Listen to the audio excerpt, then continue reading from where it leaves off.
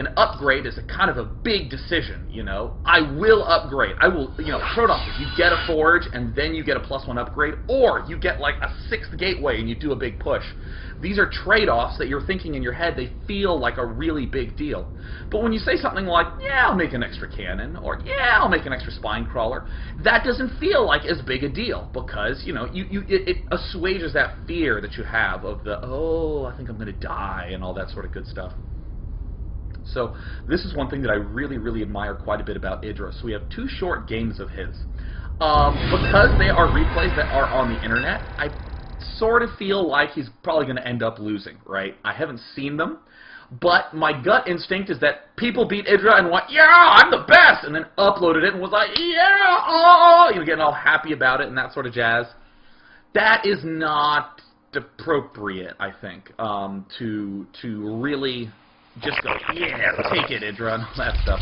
What we're going to be doing in these instead is pointing out a lot of the very, very good timings that Idra has. And when you are someone who relies on good timings, you will have games that win and lose in different ways than your average person. Your average person would be saying something like, oh my gosh, tanks are coming, maybe I need to get Unit X to be able to defend it, and they dump everything into Unit X.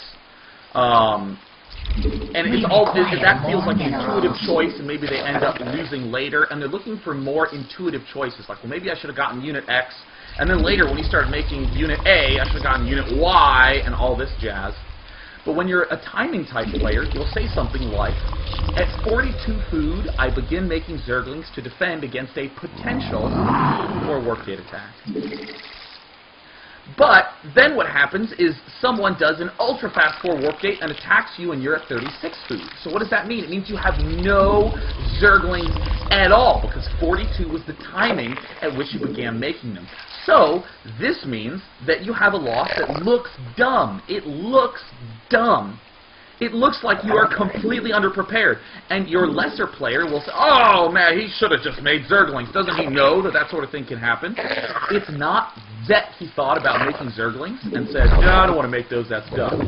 It's that he's focusing very hard on the timing of when he ends up making them. So a lot of these losses look dumb, and that honestly is a pretty good sign that you're on the right track.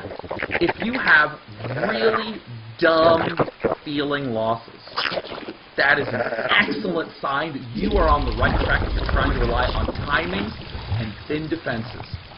Just a few final examples before we jump into this game. If you're the sort of player who was going for a fast Banshee and had some Marines at the front to defend, and suddenly an Immortal and a bunch of Stalkers came up and broke down your front and just killed you, and then a Banshee popped out, right? One of those sort of things. That is a good way to lose. That is a good way to lose. It looks really dumb. But then you just need to say to yourself, I guess I need to bolster that defense a little bit. I need to adjust my timing a little bit. And then maybe the next game, the same thing happens, another dumb loss. But you need to adjust it a little bit more, a little bit more. And suddenly, you barely hold it off, boom, your Banshee pops out and able to do huge amounts of damage because you're relying on thin timings. You're not saying something like, oop, lost to an Immortal push. I guess I need to get a second barracks and do a whole lot of extra stuff. You're not trying to talk about what new things to build. You're trying to think about how to time what you were going to do anyways. So let's go ahead and bounce into this first game. Let's go ahead and bounce into this first game. I'd like to just give a special extra congratulations that it is 97% lag-free based upon the voting. 97% lag-free. Oh, how exciting that is.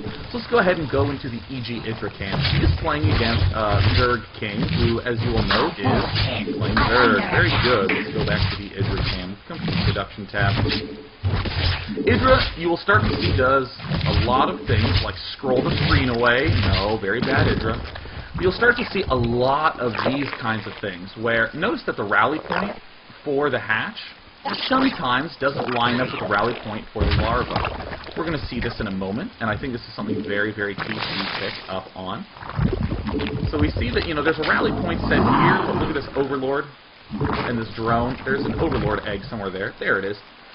Heading off to this way, but we also have the drone having its own little rally. This is the first thing that I want to note. Notice these eggs. Look at them. These 2 eggs being sent to different mineral patches. Look at them. These are all eggs individually sent to different mineral patches. I'm sure a lot of you do this, but I'm sure a lot of you don't do this. Little tiny things that help us produce time. These are the sorts of things we're going to do really today. We're going to be watching the Zerg vs. Zerg and the Zerg vs. Protoss of our friend E.G. Idra and really studying some of his good timing. So he sees this. Almost always, you should be able to determine your opponent's position reasonably accurately based upon the timing that drones end up arriving. As we can see, I mean, this is pretty dang good. People will see the drone and not...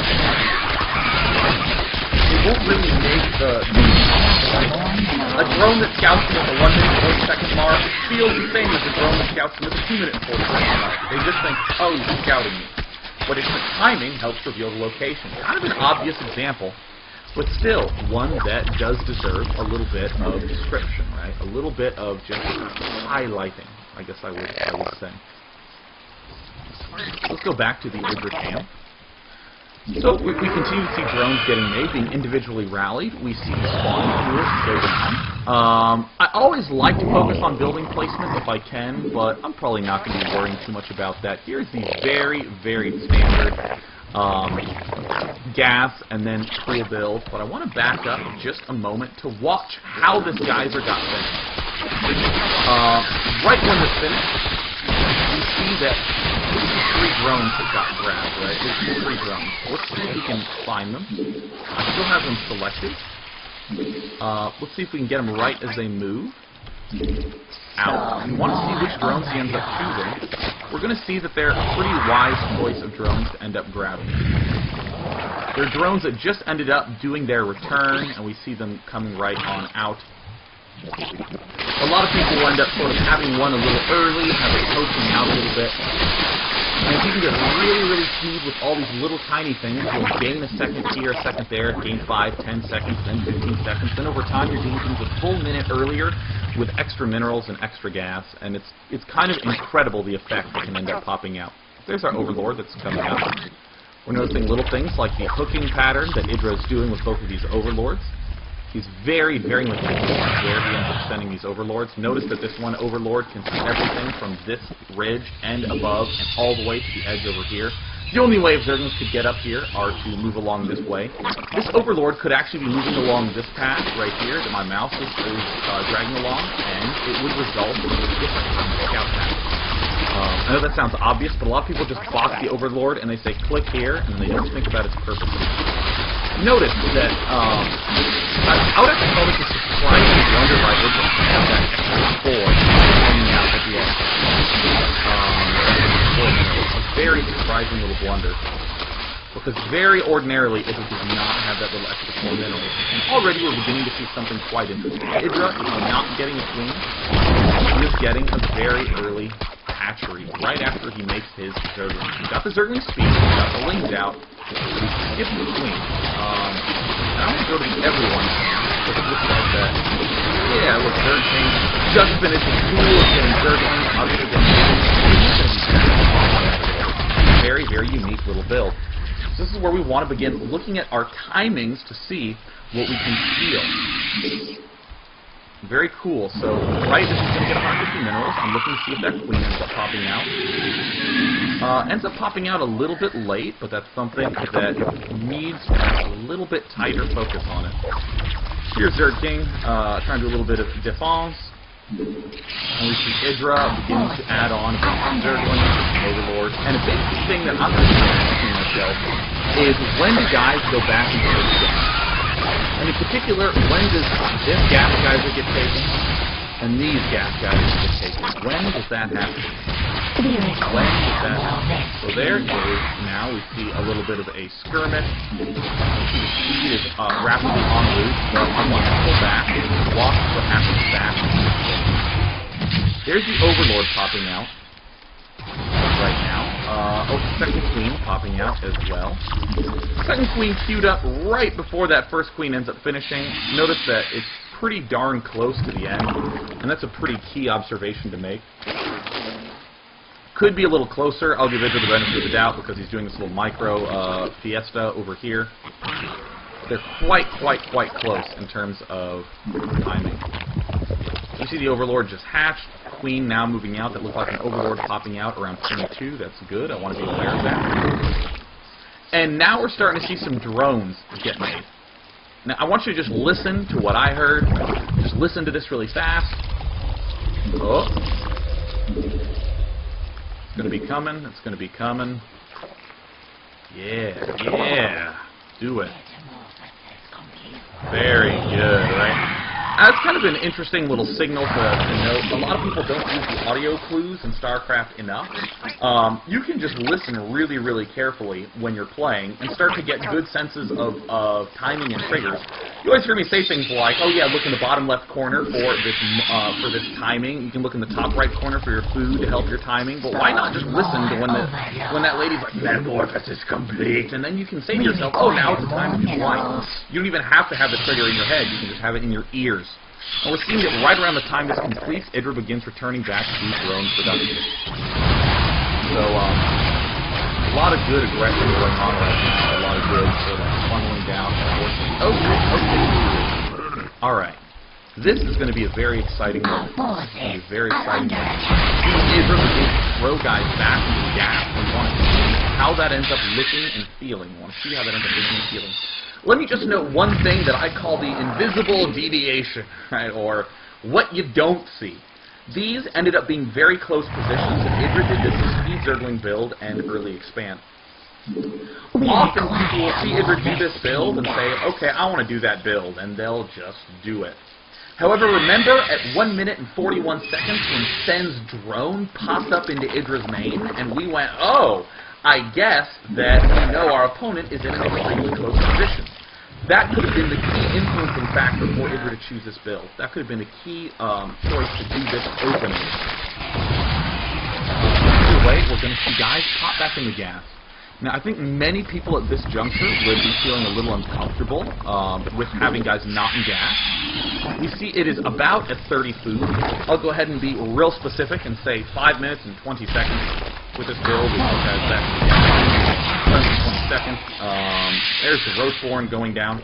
Okay, cool. We put guys back in gas and hit the Roach Warren when we're at 5 minutes. Here's the mystery. Here's the mystery that's going to mess with a lot of people's heads. It's going to mess with a lot of people's heads. Right around...